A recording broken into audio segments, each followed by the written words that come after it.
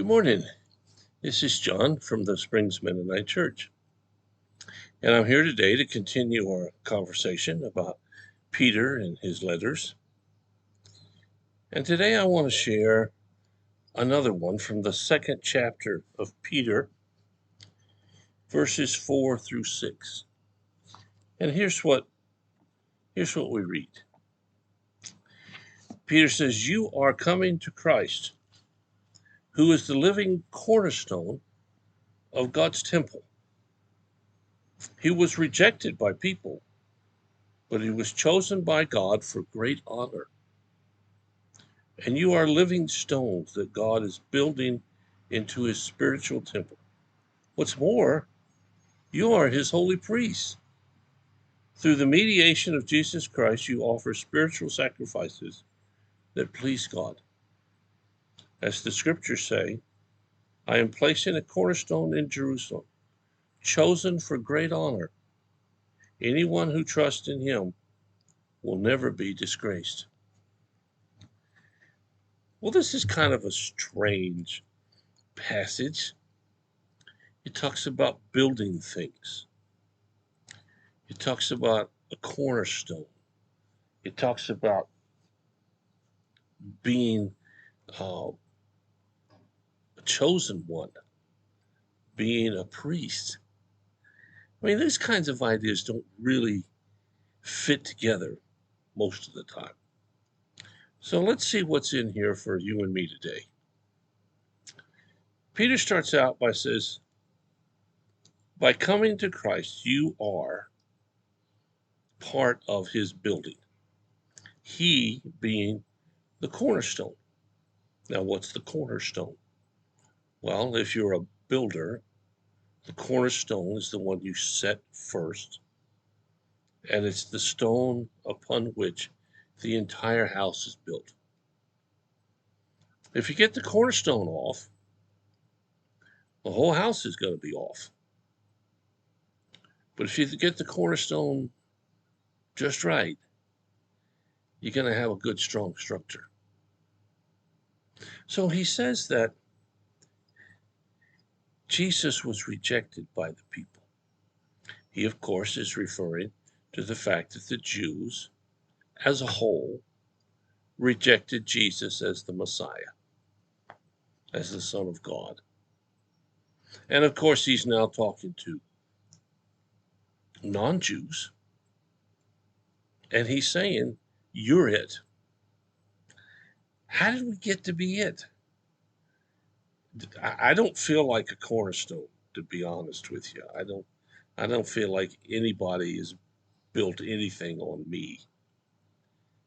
And if they have, I kind of feel sorry for them because I just can't get it straight all the time. I can't even get it straight half the time.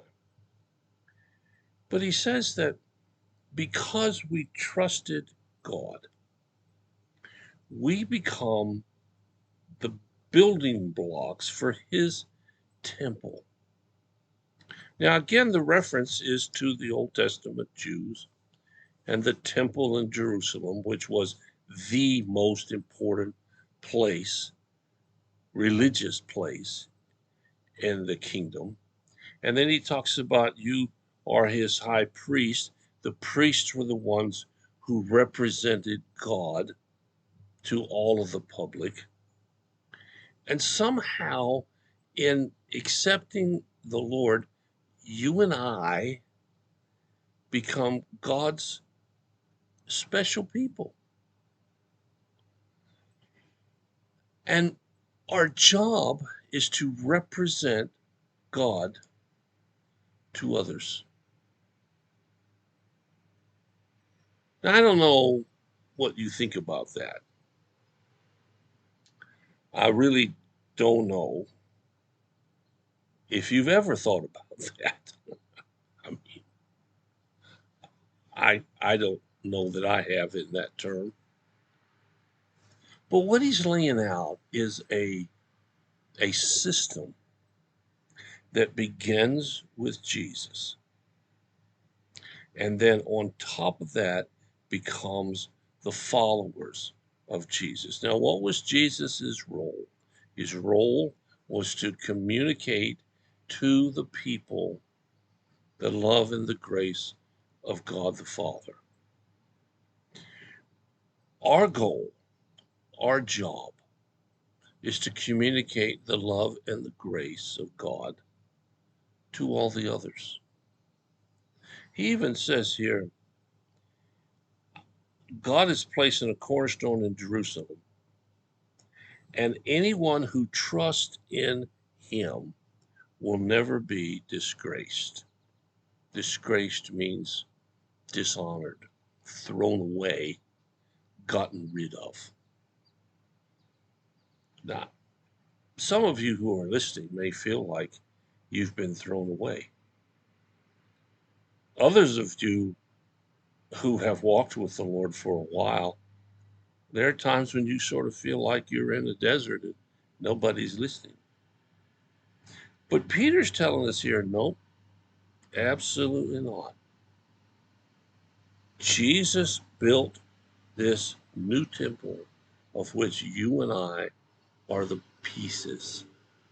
And this new temple that will share the goodness and the grace of God to others is such that in doing that, we will never be thrown away. Even if you feel like it, you're not thrown away. Even if you are wondering, you're not thrown away. God is right there beside you at every moment of every day, in every circumstance, because you're his building blocks. We, you and me, we are special. Special in the sense that God chose us. He could have chosen somebody else, but he didn't. He chooses everyone who dares to trust in him. So I invite you today to trust in him. Give your day over to him. If it looks like it's going to be a difficult day, okay. Tackle it along with him, not all by yourself. If it looks like it's going to be a boring day, okay. Ask God to show you what it is you have to do today. You might find out it's not so boring at all. What do you think about it? If you have a need or a concern, let us know. We'll do whatever we can, as fast as we can, to help meet your need. Thanks so much for listening. I'll be back tomorrow with some more words from Peter's letter.